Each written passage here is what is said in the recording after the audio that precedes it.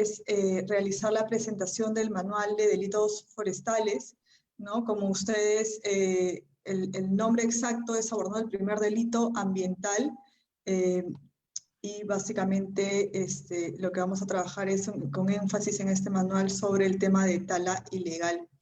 Como muchos de ustedes saben, ¿no? Para los que ya han leído este documento o para los que han tenido un acercamiento a este documento, esta es la segunda edición de este manual. El primero lo sacamos el año pasado y esta es la segunda edición, la cual contiene algunas, bueno, César Ipenza va a tener mayor detalle sobre esto, pero básicamente este documento representa un primer ejercicio, ¿no? Para abordar uno de los delitos más complejos y que a su vez constituye el principal delito ambiental en el país vinculado al tema de patrimonio forestal.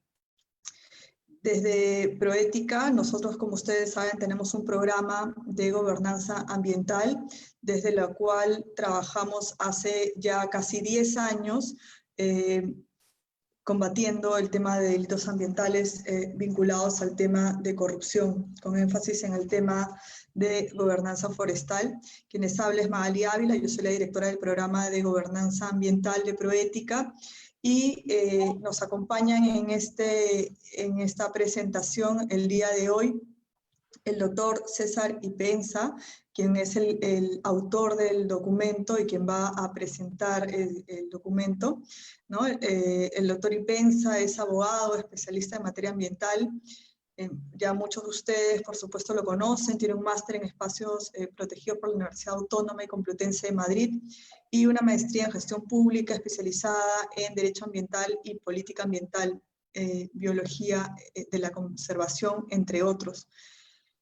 Ha sido asesor del primer ministro de Ambiente del Perú, el doctor Brac, ¿no? Y también miembro del Consejo Directivo de diferentes organismos y entidades nacionales, internacionales, docente, en fin, es uno de los especialistas en temas ambientales más reconocidos que tenemos en el país, ¿no? También nos acompañan como panelistas dos grandes funcionarios, ¿no? Y abogados también. El doctor Julio Guzmán, él es abogado por la Universidad Mayor de San Marcos, es egresado de la maestría de Ciencias Penales, perdón, y tiene una maestría en Derecho Constitucional y Derechos Humanos por la Universidad San Martín, y tiene especializaciones en temas de gestión de recursos naturales y medio ambiente, y tiene más de 15 años de experiencia en el sector público. Muchos de ustedes evidentemente ya lo conocen al procurador, ¿no? Es el procurador público del Ministerio del Ambiente y procurador público especializado en delitos ambientales. También nos acompañan como panelista la doctora Flor de María Vega Zapata. Ella es abogada, también como ya mencioné, ¿no? Se incorporó al Colegio de Abogados en el 86, ya hace algunos años. Y realizó un doctorado en Derecho, también es especialista además en una maestría en Derecho y Ciencias Penales, es una abogada muy conocida, ¿no? Y reconocida por su trabajo en el tema, liderando la Fiscalía especializada en materia ambiental desde el 2015, ¿no? Que lidera esta Fiscalía y nuevamente estuvo fuera por un periodo chiquito y nuevamente retomó el liderazgo de la Fiscalía, y en el año 2019 recibió el Premio Internacional a las Mujeres del Coraje del Departamento de Estado de los Estados Unidos. Entonces, yo les hecha la introducción de quién va a presentar y quiénes van a acompañar en el panel. Solamente voy a darle los tiempos a los expositores, ¿no? César Ipenza tiene alrededor de 20 minutos para hacer su presentación, y los panelistas tienen entre 8 a 10 minutos como máximo para hacer sus comentarios. Ustedes pueden hacer las preguntas que consideren de acuerdo a la presentación en el chat, ¿no? En la parte de abajo de sus pantallas van a ver algo que es un un circulito que dice chat, y ahí pueden hacer las preguntas, nosotros las vamos a estar recogiendo. Esta transmisión se está dando tanto en Zoom, ¿no? De manera, pero también la estamos trabajando desde Facebook. En Facebook, una colega nuestra va a recoger la información para poderles también hacer llegar las preguntas que ustedes tengan al doctor Ipenza. Bueno, César, sin más, te dejo el pase. Gracias.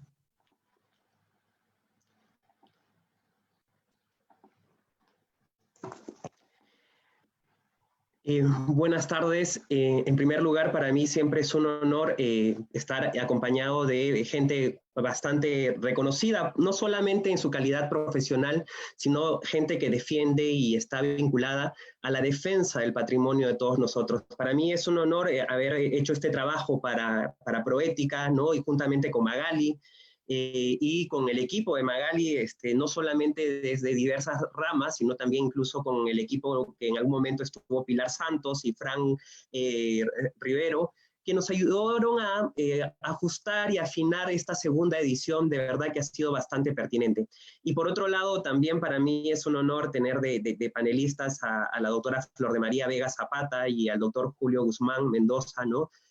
Abogados ambos y también reconocidos profesionales que han liderado muchos procesos, pero sobre todo en nuestro país, donde hay bastante cuestionamiento al Estado. Creo que estos dos funcionarios han hecho una labor importantísima en defensa de lo que es de todos nosotros, frente a situaciones diversas situaciones que vinculan la corrupción y sobre todo el cuestionamiento de aquellos que debieran tutelar y proteger el patrimonio de todos nosotros los peruanos, ¿no?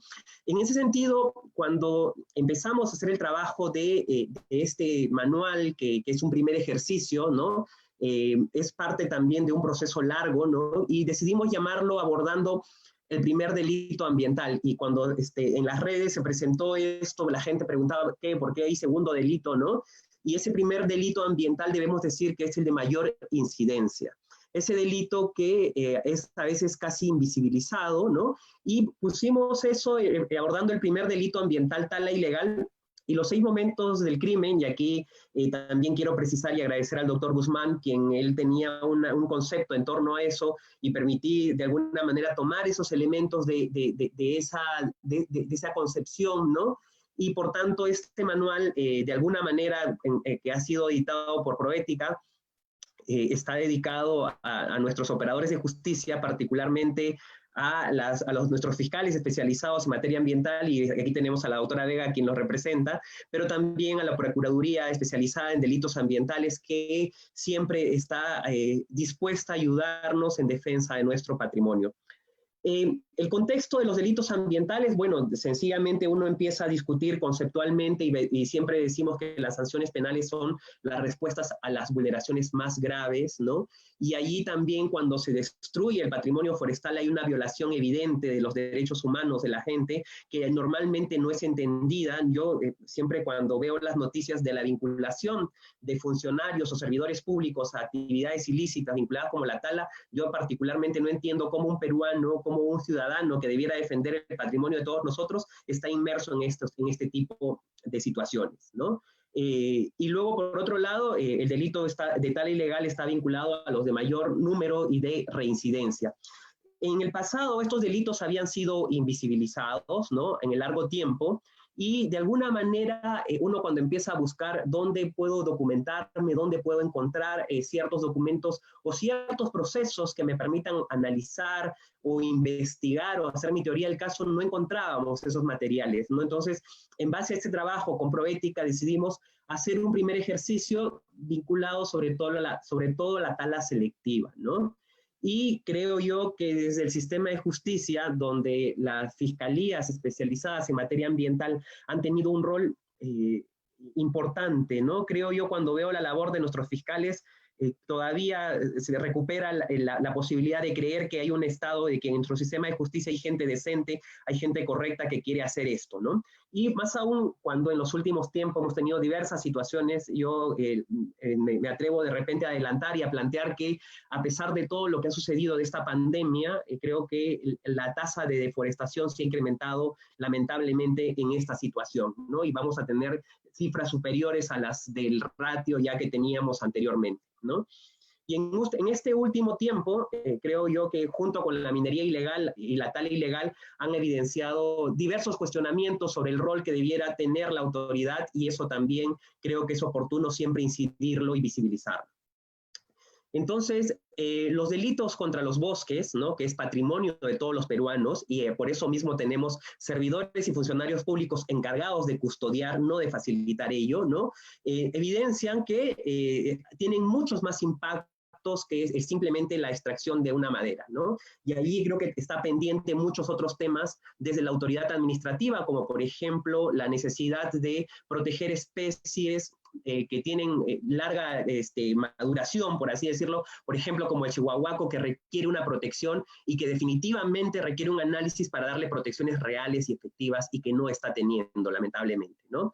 Pero también cuando se afecta al bosque, no solamente se destruye o se extrae madera, sino se destruye la biodiversidad, que es fuente de vida y es patrimonio que es muchas veces difícil de recuperar, y sobre todo los servicios ambientales o ecosistémicos, y es difícil volver al estado anterior, ¿no? Y constituye en muchos casos situaciones de daño irreversible, porque una especie como un chihuahuaco de más de 500 años definitivamente no se puede, no puede haber procesos de reversión para eso particularmente, ¿no? Y entonces uno puede listar diversas pérdidas a lo largo de esa extracción. Y aquí nuestros operadores de justicia tienen un rol fundamental, ¿no? Y tienen un rol fundamental para evitar que eso suceda, para generar casos emblemáticos para que no siga sucediendo y para que las regiones que lideran todo un proceso de persecución, de comisión de este delito, tengamos resultados distintos y verdaderamente la actividad forestal contribuye a las economías formales, ¿no? Y algunos colegas me decían, cuando empezábamos a escribir esto y a tratar de entrevistar a algunos del sector privado, decían, es decir, ahora pretenden perseguirnos con mayores herramientas. Y yo sencillamente, mi respuesta siempre ha sido y será, ¿no? Este libro está enfocado en la actividad ilícita. No está enfocado en aquel que no realiza esta actividad ilícita. Entonces, si ustedes, como parte del sector privado, realizan una actividad formal, legal, de que se preocupan, ¿no? Esta actividad, este libro está orientado a aquel que destruye el patrimonio de todos nosotros, que afecta el patrimonio de todos nosotros, y por tanto se requiere una respuesta desde el mundo penal. Algo que también es importante precisar y que está en el documento, en el manual, es que hemos hecho un análisis de la legislación comparada, ¿no? Y bueno, tomamos, porque siempre, a veces también en nuestra idiosincrasia se nos merma y se nos dice que el Perú no tiene legislación de avanzada, y creo yo que fuera de todas las deficiencias, las leyes no son perfectas, pero el Perú tiene herramientas importantes, como el marco jurídico para sancionar y para perseguir, incluso con penas mayores de la región, pero sencillamente la permisibilidad de las autoridades, de algunas autoridades administrativas, debo precisar, ¿no? Y el rol muchas veces ausente del Estado hace que esto suceda, y que en el último tiempo hemos visto una respuesta importante y que creo que es pertinente incidir desde los operadores de justicia, ¿no? Entonces, tipificando los delitos, tenemos desde el artículo 310 y hemos hecho todo un proceso analítico de empezar a comentar los tipos penales, ¿no? De los supuestos, de la autoridad competente, cuando se tenga que emitir un informe fundamentado, el 310A, y no voy a ahondar en esto porque también es una invitación a que ustedes puedan revisarlo. El manual no es tan extenso, y también la idea es que no tengamos un documento voluminoso que nadie pueda consultar, sino que sea fácilmente manejable y sobre todo sencillo, ¿no? Que es lo que hemos pretendido a lo largo de esta presentación. Y luego tenemos distintas normas que nos coadyuvan y permiten la intervención, y en base a eso también nuestros operadores de justicia, particularmente los fiscales especializados, han podido desarrollar en gran medida su labor, ¿no? Y también a lo largo de esto analizamos y planteamos diversos principios ambientales, por ejemplo, como yo me quedaría con la necesidad de los principios de internalización de costos, ¿no? Particularmente que a veces es invisibilizado, es decir, Este principio señala claramente, ¿no?, que aquel agente que desarrolla una actividad debe asumir los costos que demanden la vigilancia y el monitoreo de la actividad, así como también la fiscalización, ¿no? Es decir, los costos que demande la fiscalización de la actividad forestal, para mí particularmente, de acuerdo al principio del derecho ambiental, deben ser asumidos por quien desarrolla y promueve la actividad particularmente, ¿no? Y el principio complementario a este, que también es el principio de responsabilidad ambiental, señala textualmente que el agente o la persona que genera un daño en el ambiente es responsable de reparar, compensar, restituir el daño causado en el ambiente. Y eso también debe demandar un proceso progresivo para que aquellos procesados y sentenciados vinculados al tema de tala ilegal, no solamente deban recibir una pena privativa de libertad y en algunos casos condicional, es decir, no van a prisión efectiva, ¿no?, sino también o una reparación civil que se constituye en actor civil en nuestro Ministerio del Ambiente a través de la Procuraduría, ¿no?, sino también debe restituirse el daño causado, es decir, volver el bosque o hacer o contribuir con investigación para poder volver al estado anterior lo que se causó. Yo les decía que es difícil volver al estado anterior, pero tampoco no podemos dejar de no hacer, ¿no? Y eso también está vinculado a estos principios ambientales que son fundamentales y que a veces no son utilizados ni analizados por parte de los operadores, ¿no? Entonces, aspectos previos a considerar el tema del manual, del delito de tala, ¿no? Y tenemos de un momento tala extensiva, que normalmente es para palma aceitera, cacao, papaya, ¿no?, arroz, pasturas para el ganado, entre otros, pero también hay una vinculada a la tala selectiva, que es a donde está orientado este manual, ¿no? Entonces, en aquel momento empezamos a diseñar, bueno, hoy en día tenemos un documento conceptual desde el CERFOR que nos dice los momentos de la trazabilidad, pero este manual fue diseñado previamente y contiene todos esos momentos de la trazabilidad que yo voy a pasar muy rápido, y es así que en esos momentos de la trazabilidad, cuando se pretende desarrollar, se ejecutan esos 6 momentos del crimen vinculados a la actividad ilícita, ¿no? Y el primer momento es cuando yo pretendo acceder al bosque, ¿no? Y para esto hay distintas formas de acceder al bosque, pero también distintos actores. Entonces, muchas veces para cometer el delito yo falsifico documentos y allí se involucran distintas cosas. Y yo voy a no voy a ahondar en el detalle, ¿no? Pero allí también hay herramientas para que los operadores de justicia sepan qué cosas deben ahondar en ese primer momento. En el segundo momento, cuando tenemos ya el título habilitante, ¿no? Y ahí tenemos inspecciones, informes técnicos y también por ejemplo, alguna autoridad regional, en algún momento he visto un video que dice yo no tuve nada que ver, yo solo firmé. Bueno, de alguna manera eso tampoco no es cierto, ¿no? Porque el funcionario que firma el documento tiene responsabilidad como funcionario y hay un delito que es el 314 por responsabilidad funcional por permitir esta situación, ¿no? El tercer momento, el aprovechamiento del bosque, y allí tenemos también distintos documentos como la guía de transporte, que de alguna manera nos permite considerar eso, ¿no? Y luego tenemos el cuarto momento, cuando tenemos la planta de transformación primaria o secundaria, donde también en alguna intervención permite que se identifiquen qué elementos, qué instrumentos, qué herramientas se debieran abordar, se debieran incautar inmediatamente para poder desarrollar todo ese proceso, ¿no? Entonces, eso, y el quinto momento, cuando estamos hablando, por ejemplo, de procesos vinculados al depósito, a la comercialización de transformación primaria, ese es el quinto momento, y el sexto momento vinculado a la exportación ya de la madera, bajo qué condiciones, qué delitos pueden estar inmersos. Yo, de alguna manera, quiero simplemente resumir esos 6 momentos del crimen vinculados a la tala ilegal, como podrían haberlas en otras actividades ilícitas, pero creo que estos 6 momentos de alguna manera priorizan o definen estos elementos para que se pueda desarrollar, para que se pueda hacer la teoría del caso, para que se pueda abordar la investigación, ¿no? Entonces, algo que también decidimos poner en ese momento son consideraciones preliminares como a manera de ejemplos, de sugerencias, cuando se tenga que resolver un caso por parte de nuestros jueces, por ejemplo, ¿no? Entonces, de acuerdo a nuestras leyes administrativas, como la Ley General del Ambiente, hablamos, por ejemplo, de las necesidades de restaurar, de rehabilitar, de reparar, de compensar en términos ambientales toda esa situación causada, ¿no? Entonces, bajo esa lógica, de alguna manera planteamos metodologías que nos permitan calcular el daño al ambiente, ¿no? Que están recogidas en diversas doctrinas, pero también elementos para que se fundamente la decisión y para que ya no solamente tengamos sentencias ¿no? con pena privativa de libertad y con reparación civil, sino con medidas adicionales que ordenen, además, restituir el daño causado en el ambiente. Y creo que en el último tiempo, y eso también es un proceso de reconocer la labor de la Fiscalía, por ejemplo, de distintas regiones como la de Ucayali, ¿no? Y la de Loreto particularmente, donde hemos tenido casos como el caso de Tamchi, donde el juez no solamente ha fallado pena privativa de libertad y reparación, sino también la restitución del daño. Creo que esos casos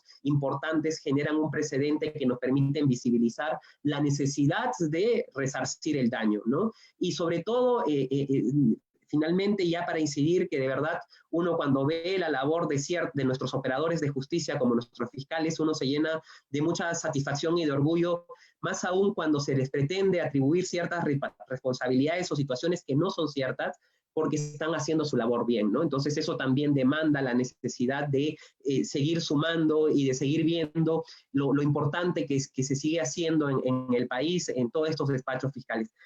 Magali y yo con esto, bueno, simplemente nuevamente agradecer a Proética, agradecer a la doctora Flor de María Vega de Zapata y al doctor Julio Guzmán por acompañarnos en este corto tiempo que nos permite de alguna manera generar un espacio de discusión y reflexión y también de difusión de este documento, que nuestra única intención es coadyuvar y colaborar para que los operadores de justicia puedan hacer una labor más adecuada y pertinente en defensa del patrimonio y asuman con responsabilidad el encargo que nuestro Estado les ha dado en custodiar y proteger el patrimonio de todos nosotros. Muchísimas gracias. Muchas gracias, César. Quiero agradecer a la doctora Ipenza, de verdad esto ha sido un trabajo muy gratificante para nosotros como Proética, debido a que nosotros solemos hacer muchas investigaciones relacionadas al tema de delitos y al tema, no solamente para el tema forestal, sino también para el tema red. Sin embargo, es importante indicar, ¿no?, que lo interesante de este documento y lo que queríamos hacer con este documento, sobre todo era que los operadores de justicia pudieran utilizarlo, ¿no? Que no sea un documento más que se guarde y se agende dentro de una biblioteca, sino que lo puedan utilizar y que tenga un valor práctico en el cotidiano de los fiscales y procuradores, ¿no? Relacionados al tema ambiental. Igual, ahora le doy pase a la doctora Vega Zapata, ¿no? La doctora tiene de 8 a 10 minutos máximo. Gracias, doctora. 5 minutos. Bueno. Okay. Gracias, Magali. Gracias, Magali. Primero, saludar al doctor Ipenza, al doctor Guzmán y a ti, Magali, felicitarte como representante como directora de Gobernanza Ambiental de Proética. Felicitarte porque esta decisión de emitir materiales importantes que coadyuvan a la labor de los operadores de justicia, especialmente en mi caso de la FEMA, ¿no?, es muy importante para nosotros, que ellos tengan un apoyo, una base, un documento al cual llegar y revisar y apoyarse para sus investigaciones, porque he leído este manual y, bueno, hasta han definido cada espacio, cada momento del crimen ambiental, y además han puesto qué delitos, prácticamente es un abecedario que el fiscal va a tener a la mano para poder trabajar diariamente. Yo tengo un agradecimiento especial también para el doctor Ipenza, porque él siempre está a la vanguardia en los temas ambientales, ¿no? Y ha elaborado y reeditado y actualizado este manual, ¿no? Y me alegro que también hayan contado con el apoyo de Fran Rivero, con quien hemos trabajado cuando él estaba en Osinfor, una persona con quien he podido trabajar porque es un tipo honesto y y nos apoyó siempre en las investigaciones, siempre estuvo presente, ¿no? Gracias también por eso. Y al doctor Guzmán, pues es el gran apoyo de los fiscales. A veces hay algunos encuentros, pero es propio de la labor del fiscal y de la labor del procurador. Sobre todo tenemos encuentros en el tema de la reparación civil, porque la reparación civil es reclamada por el doctor Guzmán, ¿no? La tala ilegal de la lectura de este libro y de lo que nosotros vivimos diariamente, yo como coordinadora puedo decir que es uno de los delitos ambientales más complejos y de mayor criminalidad en el Perú. Ni siquiera esta situación anómala que estamos viviendo en el mundo, incluido Perú, ha detenido a la devastación de la Amazonía. En diversos espacios del país, como por ejemplo Madre de Dios, Loreto, sobre todo, y Pucallpa, o Ucayali, Atalaya en Ucayali y Pucallpa, son los lugares donde más se ha deforestado durante esta época de pandemia. Los fiscales han trabajado no al 100% como se puede hacer en una situación normal, sin embargo, ellos han trabajado. Y es una gran pena ver que nuestros bosques son devastados, ¿no? Y que mucha de esta devastación tiene que ver con la corrupción que hay en nuestras autoridades responsables. Sin embargo, estas situaciones no detienen a los fiscales, intervienen, no importa distancias, no importa el peligro que afronten, y otras situaciones como la corrupción, ¿no? Ligado a diversos niveles y entidades. Por ello es necesario que los representantes del Ministerio Público sean capacitados y cuenten con documentos como este manual, ¿no?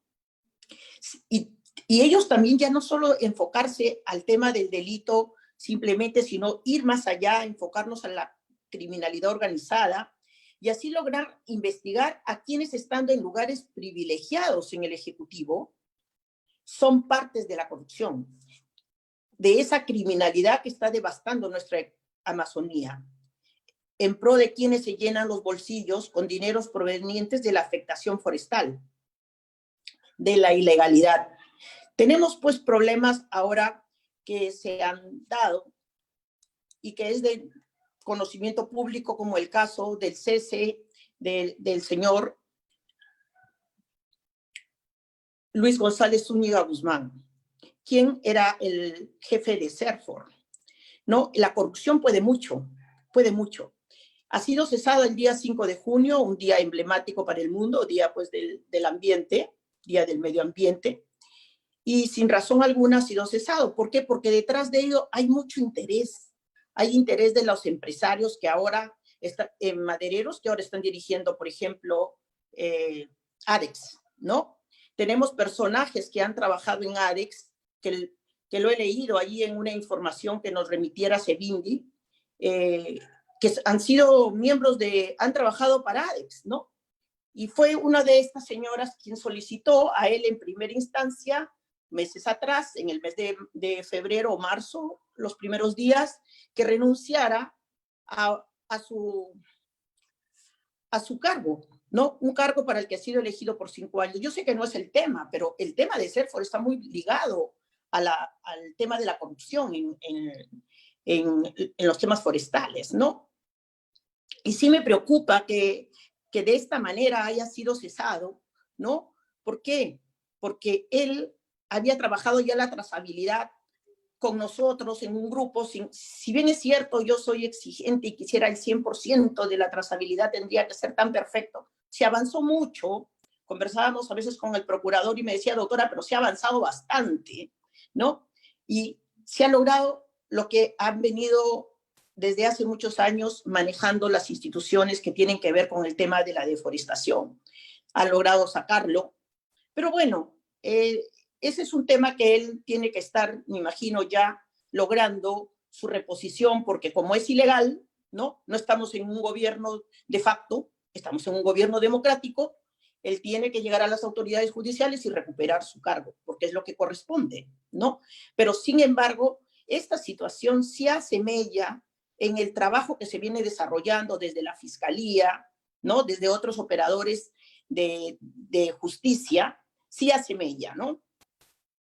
En esta segunda edición del Manual para combatir la tala ilegal, que sin duda es una gran herramienta y aparte para los investigadores de las investigaciones de las fiscalías y otros operadores de justicia, se ha identificado 6 momentos de la comisión de los delitos de tala ilegal. Sus momentos del crimen forestal relacionados a los títulos habilitantes previstos en la legislación forestal y de fauna silvestre. Hay una discusión si es un delito de peligro, si es un delito de resultado. Bueno, teniendo nosotros como fiscales la prevención del delito y la investigación del delito, entonces el delito de peligro podemos señalar que es un delito de peligro también. En cuanto a lo que señala el manual, que la afectación del bosque no es solo se destruye árboles, sino la biodiversidad, el patrimonio forestal, los servicios ambientales y los ecosistemas difíciles de recuperar. Por lo tanto, estos daños tienen carácter irreversible. Esta situación es la preocupación de los fiscales. En el Perú, pues hay aproximadamente más de 24,000 casos de delitos ambientales que están siendo investigados por las fiscalías especializadas en materia ambiental. Sin embargo, el 50%, o un poco más del 50%, corresponde a delitos forestales. Por eso es una gran preocupación para la FEMA esta preparación que los fiscales tienen que recibir, y el contar con manuales de esta calidad, pues es muy importante porque se va a convertir en un gran apoyo para nuestros operadores de justicia.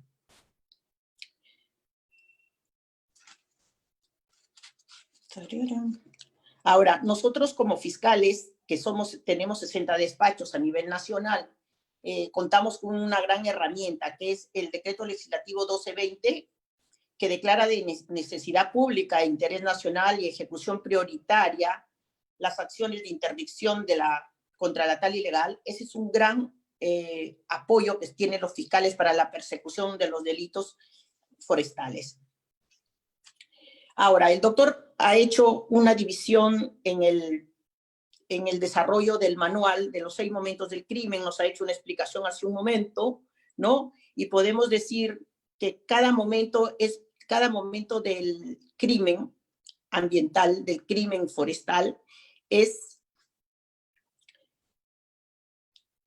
está muy bien definido. Entonces, los fiscales tienen en este manual hasta qué documentos puede solicitar un fiscal para poder hacer su investigación o en qué basar su investigación, ¿no? En esta modalidad de acceso al bosque, que es el inicio de la cadena, ¿no? Las modalidades del título habilitante, los permisos forestales, las concesiones, los contratos de cesión de uso de bosques locales, etc. La presentación falsa para su aprobación, que puede ser presentado por una persona natural o jurídica. Ahí nosotros como fiscales tenemos que ver también cuál es el papel que desarrolla el regente forestal. ¿Qué delitos pueden cometer estos regentes forestales? Porque son el inicio del crimen forestal. ¿Qué documentos debo considerar yo en esta investigación? También en el segundo momento, que es la aprobación del título habilitante, es una situación inherente a la autoridad forestal y de fauna silvestre. Los gobiernos regionales, muchos de ellos ya están ellos tienen una oficina especial. Sin embargo, las ATFs, las autoridades forestales de fauna silvestre de Ancash, Arequipa, Cusco, Lambayeque, Moquegua, Lima, son los encargados de emitir esta aprobación. ¿Qué delitos podrían cometer? Bien lo señaló el doctor. Hay diversos delitos, hay una explicación total de los delitos que puede cometerse en cada momento del crimen. Aquí pues tenemos que es un representante de función o un responsable, es el funcionario público por el otorgamiento ilegal de los derechos. Entonces lo tendríamos que procesar por el delito 314, por responsabilidad de funcionarios públicos. En el tercer momento criminal, que para mí yo creo que es el momento crucial, ¿no? Que es el aprovechamiento del bosque, la extracción de recursos forestales. Aquí los fiscales pueden hacer uso de herramientas tecnológicas también, pueden ayudarse, como el uso de imágenes satelitales que después pueden ser verificados por la policía y el fiscal en una diligencia para ver ese desbosque. Las unidades de monitoreo que tenemos nosotros a nivel nacional 4 para detectar y analizar con precisión el avance de la deforestación, de la minería ilegal, de la tala ilegal. El uso de la plataforma de OSINFOR, ¿no? ¿Qué documentos solicitar? También, no sé cuál es la parte que va a hablar el doctor Guzmán, pero los documentos a solicitar son muy importantes, el tema de la guía de transporte de productos forestales. Porque esta guía... Doctora. Disculpe, un minuto. Un minuto. Bueno, entonces hablaremos de todos los momentos. La planta de transformación primaria y secundaria. Es muy importante en la planta solicitar, ¿no? Porque es ahí donde se hace la transformación de la madera. Luego tenemos el libro de operaciones que debe estar en esta planta de transformación, y este libro pues se detalla los títulos habilitantes, de dónde viene la madera, hacia dónde va, en fin, es muy importante este documento. La Fiscalía siempre lo deberá incautar cuando estamos en una diligencia en una planta de esta. Lo primero que tiene que hacer es incautarlo para una revisión posterior. También tenemos el quinto momento del crimen, que es el depósito o comercialización de productos de transformación primaria. Lo tenemos en Lima y en el interior del país. Y el sexto momento, que es la exportación de la madera. Esto en la exportación de la madera hemos tenido pues nosotros y tenemos hasta ahora mucha problemática, ¿no? Aquí CERFOR otorga los permisos de exportación de flora y fauna silvestre con fines comerciales y otros. De repente aquí este es el problema que dio lugar a que esos permisos de exportación no salieran con tanta facilidad como antes, y es por ello que se ha cesado a una persona que venía trabajando bien en el tema de la trazabilidad, ¿no? Luego, nada más, pues si ya tengo un minuto, tendré que agradecer, ¿no?, por este nuevo trabajo y felicitarlas a ustedes por el esfuerzo. Y ahora es responsabilidad de los operadores de justicia el dejar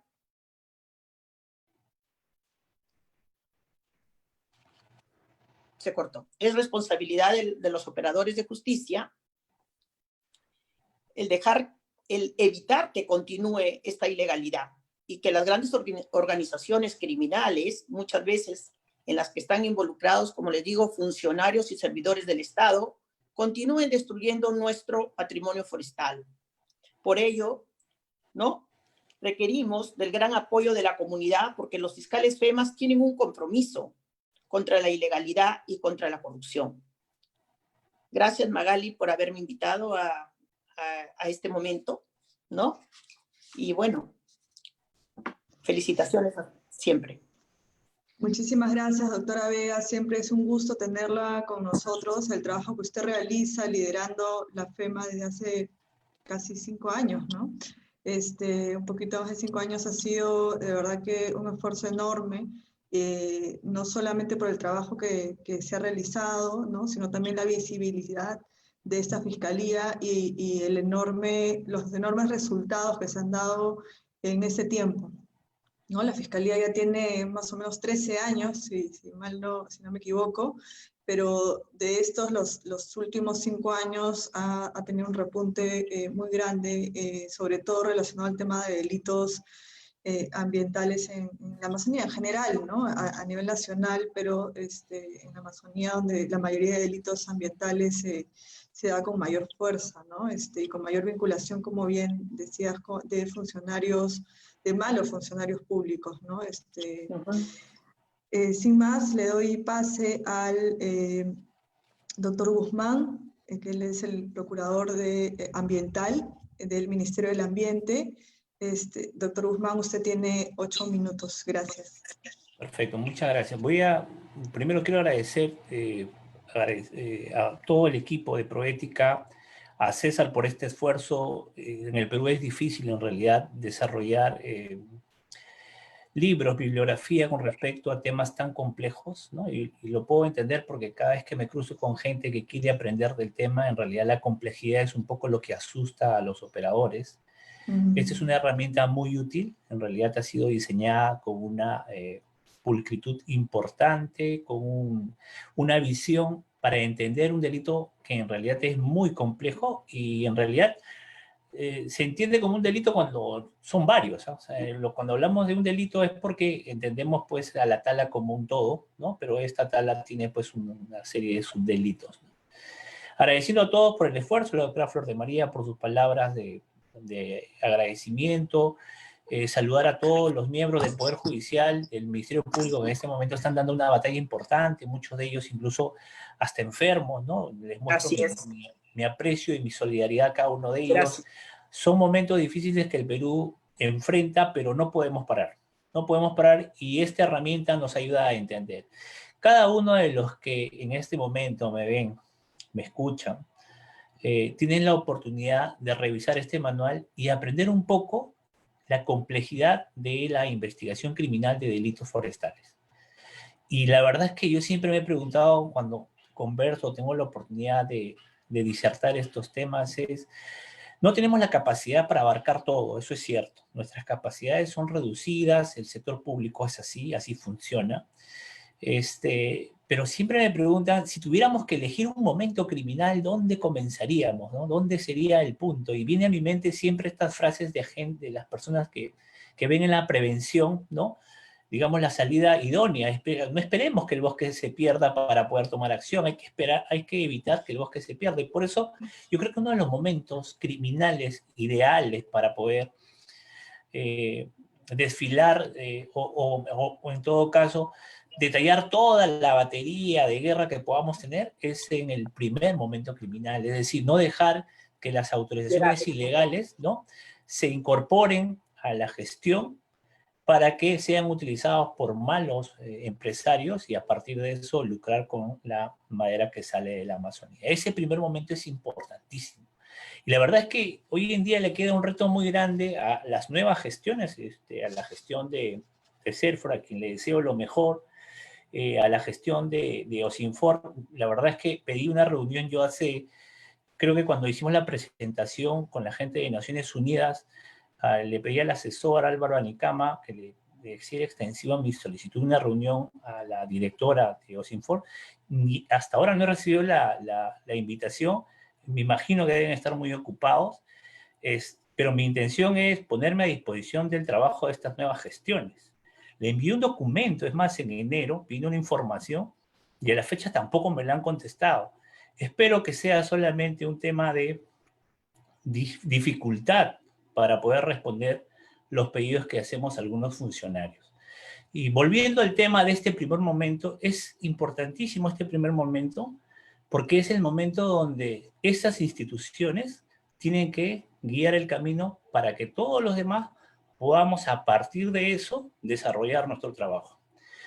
No es poco el reto que tienen, ¿eh? Voy a darles algunos datos para que vean la complejidad de lo que estamos viviendo. Perú tiene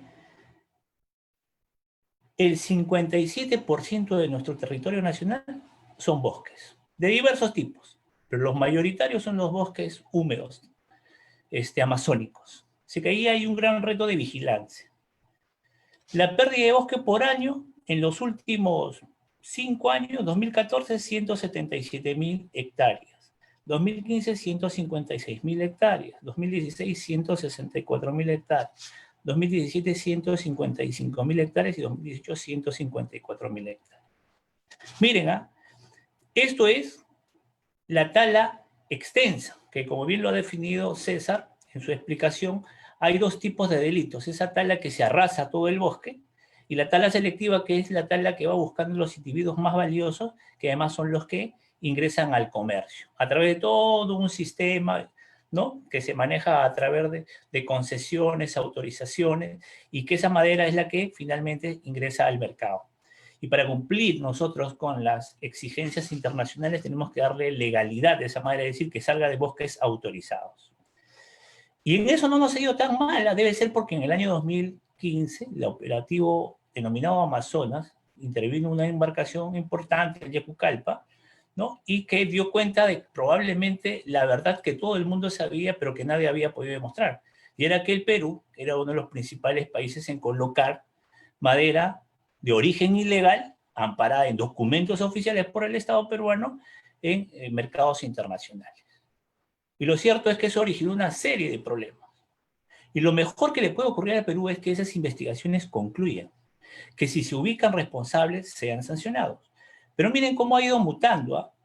2015, ahora yo voy a hablar de la tala selectiva, es aquella que busca individuos, y la voy a colocar en función a volúmenes. Este es un dato que he obtenido de los amigos de Osinfor y el famoso SIGO. 2015 se declaró que habían sido extraídas 583.000 metros cúbicos de madera ilegal del Perú. 2016, 404.000 metros cúbicos.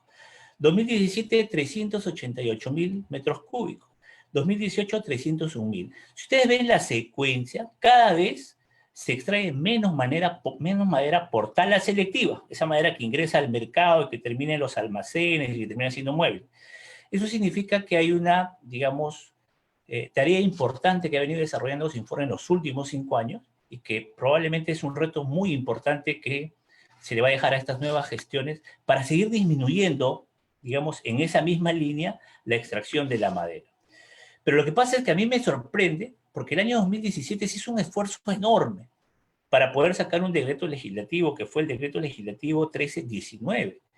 Decreto legislativo que establece medidas para promover el comercio de productos forestales y de fauna silvestre de origen legal. ¿Y por qué me detengo en este decreto legislativo? Porque pasa desapercibido y en la gestión pública nadie lo está analizando.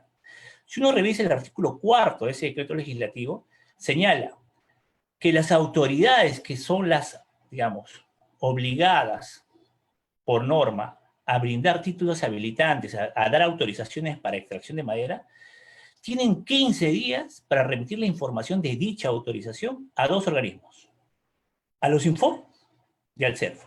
A los Osinfor para que pueda registrarlo en el SIGO y así cualquier operador de justicia, el fiscal que esté en Matucana, el fiscal que está en Pucallpa, la Procuraduría desde Lima, cualquiera pueda visualizar la información. Y acá me voy a detener. En el Perú, sin información, no podemos investigar. En el Perú, sin información, no podemos sancionar a nadie. Entonces, el núcleo de todo este problema es ese primer momento criminal, que es la autorización. Si nosotros no exigimos a las autoridades regionales, que son las que están más cerca de cometer este crimen, de transparentar sus actos, no estamos contribuyendo a la lucha contra la corrupción forestal. Por eso es importantísimo la aplicación de este documento.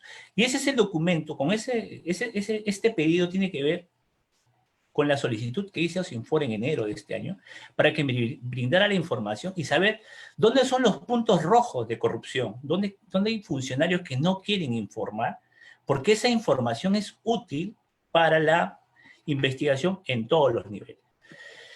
La verdad es que es complicado hablar de toda esta cadena, ¿no? Que además están sustentadas en normas de cómo debe aprovecharse, si es una comunidad nativa, si es una concesión, si es un predio privado, ¿no? Pero cuando uno ve la información se va a dar cuenta que hay una muy fuerte presión sobre las comunidades nativas, ¿no? Que además normalmente son las más vulnerables por el desconocimiento que se tiene de sus propios derechos y de los procedimientos. Los predios privados fueron también otros lugares predilectos para poder extraer madera ilegal.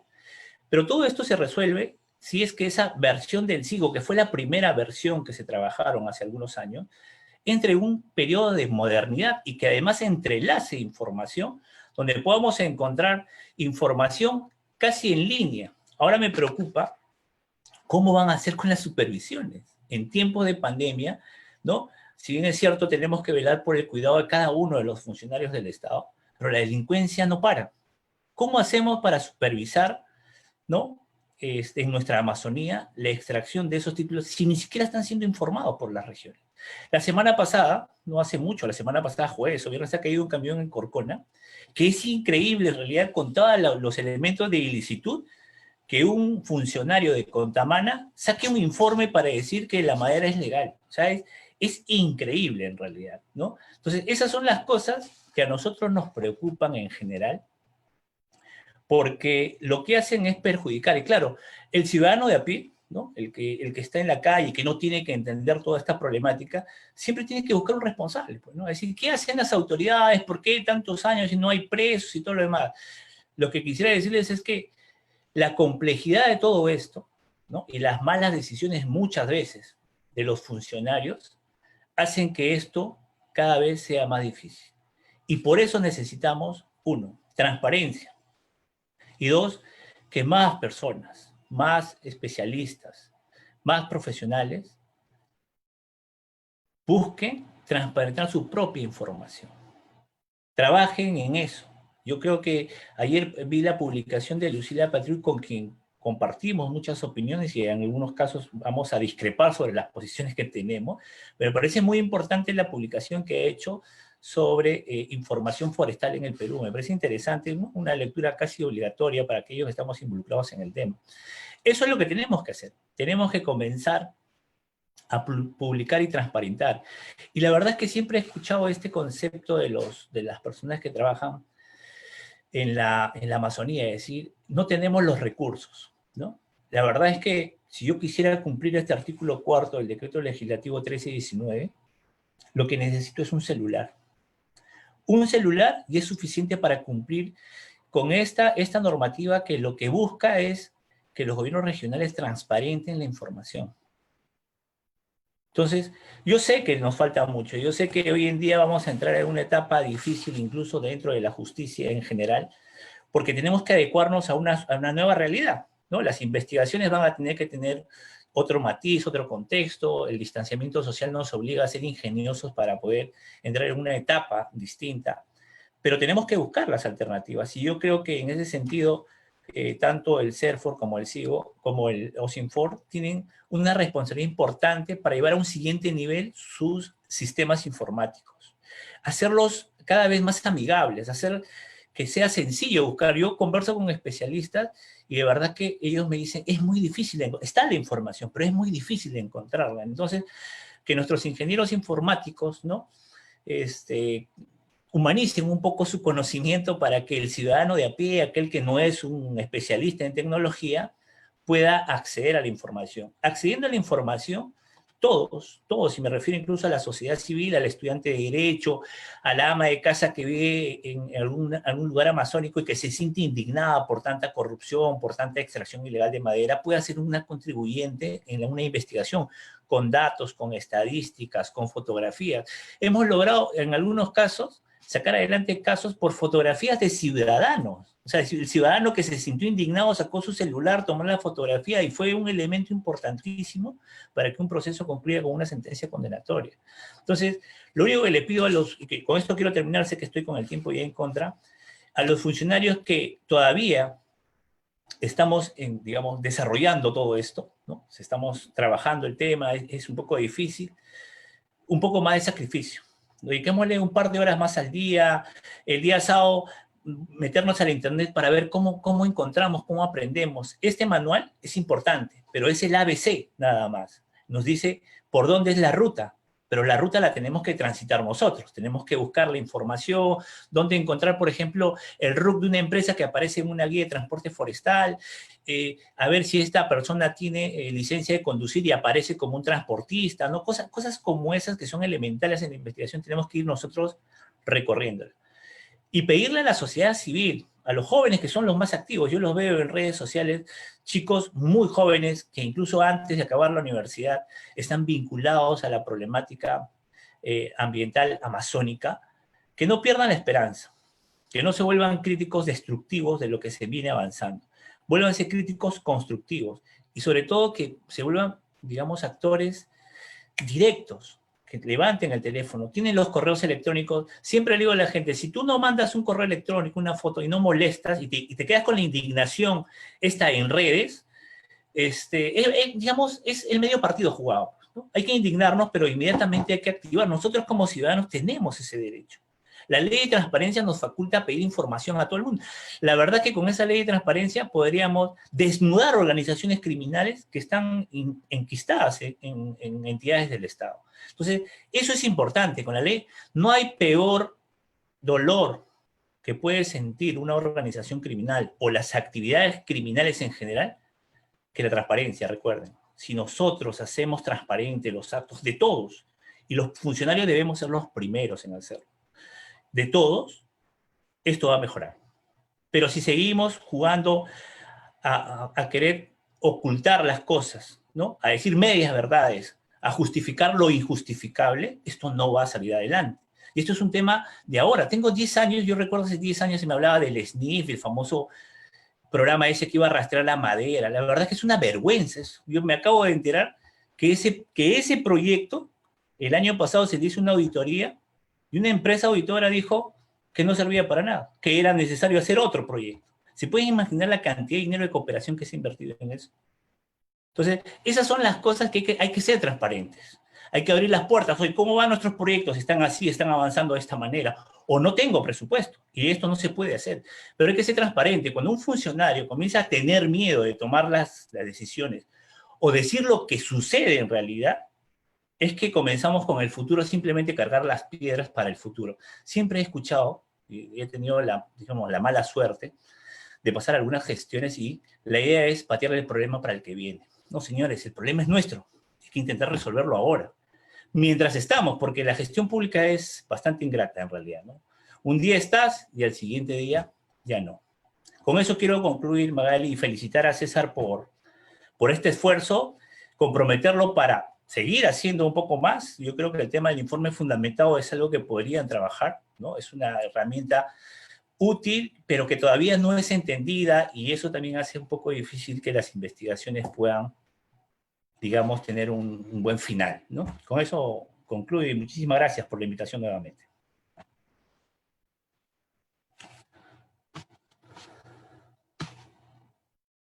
Magali, no se te escucha el audio.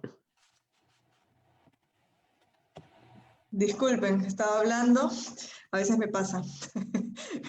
Me olvido de encender el micrófono y me pongo a hablar. No, muchísimas gracias al doctor Guzmán por ser parte de este panel, por participar, pero sobre todo por su labor y su compromiso durante todos estos años en trabajar temas de delitos ambientales, ¿no?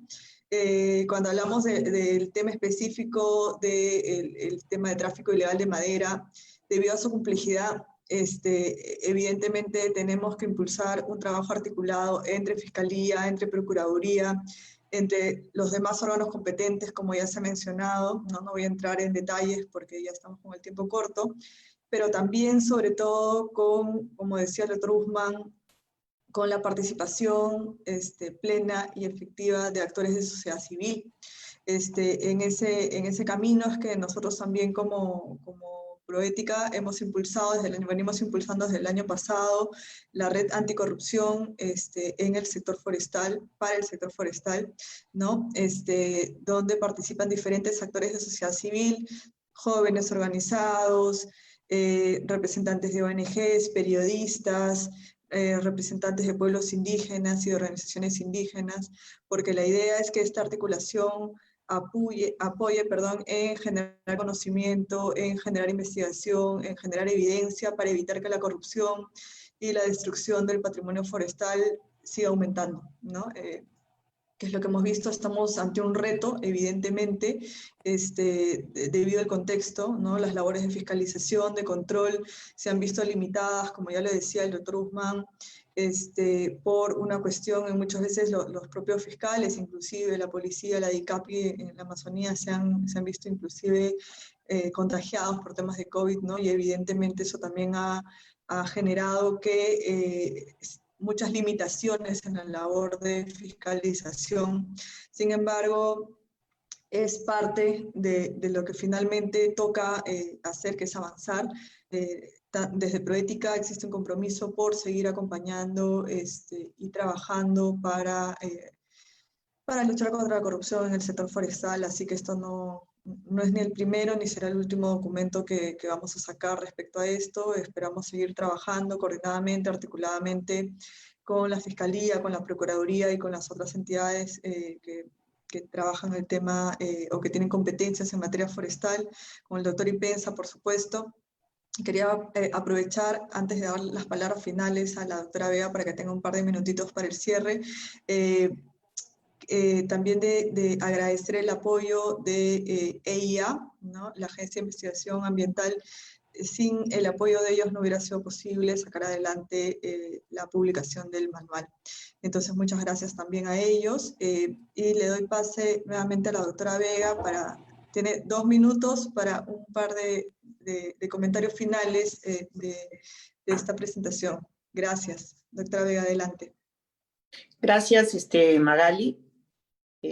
Yo te agradezco que me des esta oportunidad. Definitivamente, como bien ha dicho el doctor Guzmán, este trabajo es un trabajo muy fuerte que tenemos que realizar, donde involucramos a todos, a las comunidades. Él tiene razón, por ejemplo, en Iquitos, muchos de los últimos operativos que hemos realizado es porque las mismas personas, las comunidades nativas o algunas personas que tienen fundos cercanos donde se está realizando esta tala ilegal, nos han enviado fotografías y videos.